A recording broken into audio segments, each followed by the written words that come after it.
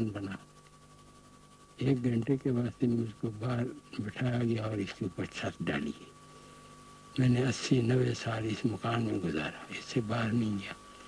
کوئی دنیا کی کلام، دنیا کی بات ہم نے ترک کر کے صرف خدا کی رضا اور خدا کی یاد میں اپنے وقت کو مکمل کیا، اور لکھوں عام مریدین کو فیض برکات سے مستفیض فرمایا، اور طریقت میں لوگوں کو سمجھ کیا کہ طریقت اس کو کہتے ہیں، حقیقت اس کو کہتے ہیں، شریعت اس کو کہتے ہیں۔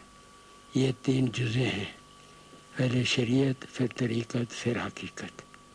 تو میں نے تعلیم حقیقت 80 برس اس مسند پر بیٹھ کر کی ہے۔ دنیاوی کلام کوئی نہیں کیا۔ ہزاروں لوگ میرے پاس آئے دنیاوی خواہشات کے واسطے، میں نے ان کو خدا کی طرف لگایا کہ بھائی دنیا تمہارے نیچے ہوگی، تم دنیا کے واسطے اوپر ہو جاؤ، قدم 2 ہٹا دو، ایک دنیا سے اور ایک آخرت سے۔ نہ دنیا کا غم کرو، نہ آخرت کا غم کرو، اپنے وجود میں استقامت پیدا کرو، استقامت ذات۔ حضور کا تہجد کے بعد قرآن کریم کی صبح تک تلاوت ہوتی تھی، اس کے بعد اشراق کی نماز ادا کر کے بعد اس سے دربار کھول دیتے تھے۔ غریب لوگ، مسکین لوگ، بیمار لوگ، حاجت مند لوگ آپ کے سامنے پیش ہوتے تھے۔ جیسا جیسا آدمی آیا ایسا ایسا اس کو بتایا اور اس کو طریقت کی لائن پر چلانے کی کوشش کی اور دعا کر کے رخصت کیا۔ یہ 80 برس یہ معمول آپ کا ہر روز رہا، ایک ذرا اس میں فرق نہیں آیا۔ باقی جو لوگ آئے ان کو دنیا کی بات کوئی نہیں کی، نہ بتائی۔ آپ بتا میں نے دنیا کو چھوڑ دیا ہے، تم خدا کی ہو جاؤ، دنیا تمہارے پیچھے ہو جائے گی۔ تم وہی عمل کرو جس کے واسطے خدا نے آپ کو پیدا کیا۔ خدا نے آپ کو پیدا کیا، فرمایا احسن التقویم، میں نے بہت خوبصورت انسان کو پیدا کیا ہے۔ اس کے واسطے ارشادات ہیں، خواہشات، خیالات نورانی، خیالات باطلہ، خواہشات باطلہ کو دور کرنا، خواہش نورانی اور خیال نورانی کو قائم رکھنا۔ یہ حضور کا ارشاد ہے کہ ہر وقت اپنے خیال کو ذکر میں مشغول رہیں، چلنا بیٹھنا سونا اسی کے ساتھ ہو۔ اگر رفتم بہو رفتمش، اگر شستم بہوش، نہ دیدم ہیچ چیزیں راہ مگر او راہ یا دیدم۔ کسی کی طرف مت دیکھو، اسی کو سامنے دیکھو۔ انسان کا اصلی مقصد یہی ہے۔ تو اس کو سمجھنے کے واسطے ضرورت بھی بڑی ہے اس وقت۔ خدا تعالیٰ تمام لوگوں کو اس فیض سے مستفیض فرماوے، ظاہری باطنی کمی ہر کسی کی خدا بہتر فرمائے۔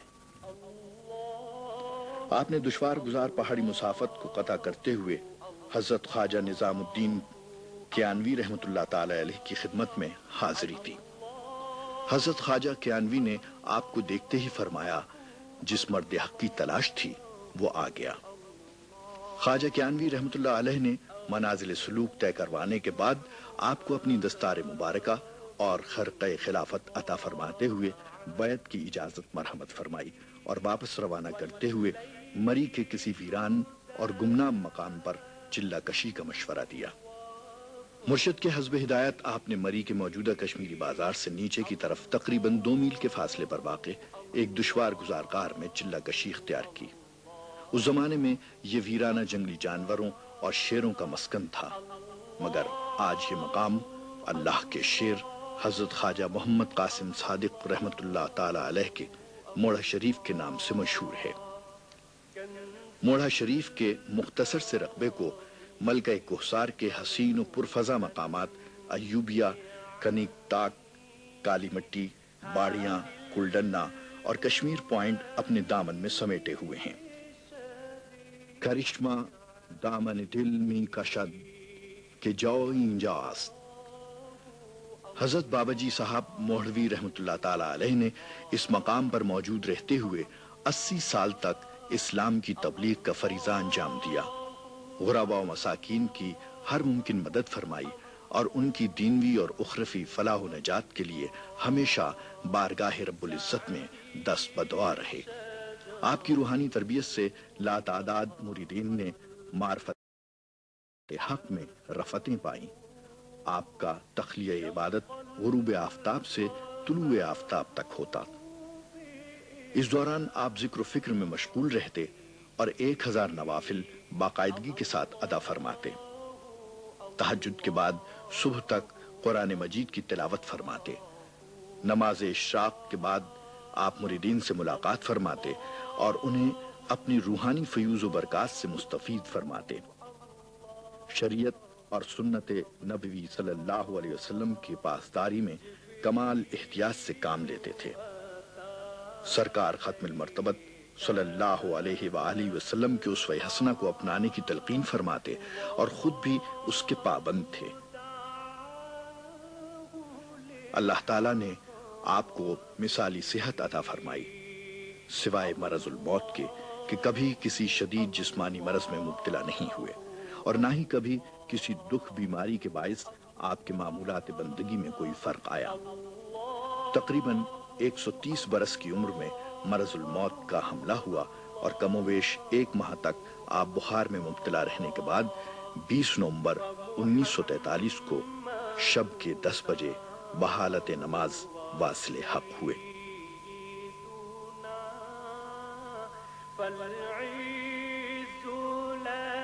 آپ کے یوم وصال کے حوالے سے ایک قابل ذکر بات یہ ہے کہ عرصہ 50 سال سے اسی تاریخ کو حضرت خواجہ صاحب ایک عظیم الشان عرس منعقد فرماتے چلے آ رہے تھے جو بالآخر آپ ہی کا عرس قرار پایا۔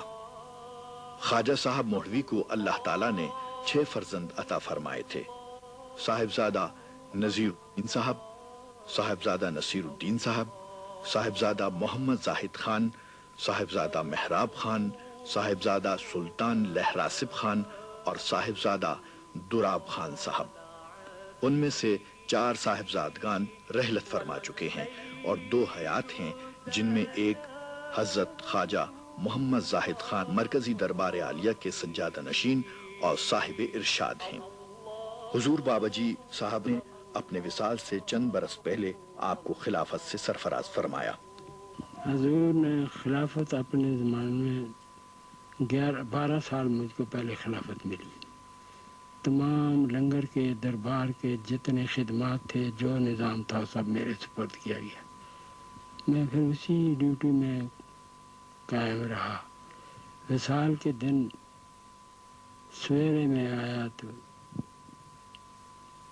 مجھ کو کہنے لگے کہ تم نے یہاں سے اب نہیں ہلنا ہے، ادھر ہی ٹھہرو۔ میں پھر ادھر کھڑا ہو گیا، یہ تخت اس جگہ میں کھڑا رہا۔ صبح سے لے کے رات کے 10 بجے تک میں ادھر کھڑا رہا۔ 10 بجے رات کو آپ کا وصال ہوا۔ پھر اس سے بعد اپنی زندگی کو آپ کے فرمان کے اوپر ہی رکھا۔ کوئی دنیاوی کسی چیز کی، کسی مال کی، کسی کام کی خواہش نہیں رہی دل میں۔ اسی کے خیال میں حضور کے فرمان کے مطابق آج دن تک بیٹھے ہوئے ہیں۔ سلسلہ اسی طرح چل رہا ہے۔ میں خدمتگاروں کی طرح لوگوں کی خدمت کرتا ہوں۔ آپ مرکزی دربار موڑا شریف کے سجادہ نشین کی حیثیت سے سال میں 2 مرتبہ عرس منعقد کرواتے ہیں۔ پہلا 16 تا 18 جون، دوسرا 17 تا 19 نومبر۔ عرس کے موقع پر علماء و مشائخ اپنے مواعظ اور تقاریر میں نبی اکرم صلی اللہ علیہ وآلہ وسلم کی سیرت مبارکہ کے مختلف پہلوؤں سے حاضرین کو روشناس کراتے ہیں۔ بزرگان دین کے روحانی فیوز و برکات اور حضرت سرکار مولوی کی تعلیمات کے بیان سے عقیدت مندوں کی روحانی پیاس بجھائی جاتی ہے۔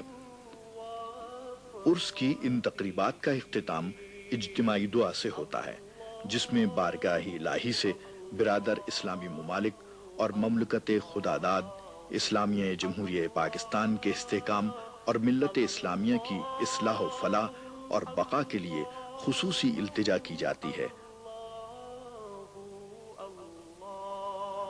یہی ان بزرگان دین کا عہد وفا ہے۔